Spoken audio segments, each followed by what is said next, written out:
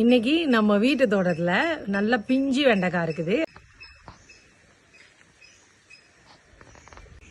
இங்க பாருங்க, இதுல ஒரு காய் இருக்குது, நல்லா பிஞ்சு காய்.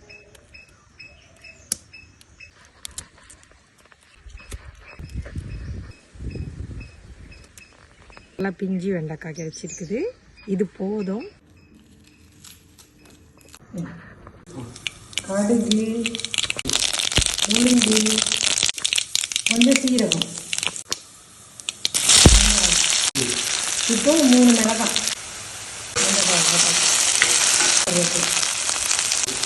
உப்பு, மஞ்சத்தூள்,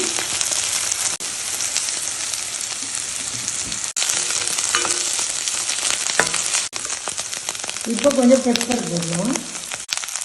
இப்போ வெண்டைக்காய் பொரியல் ரெடி.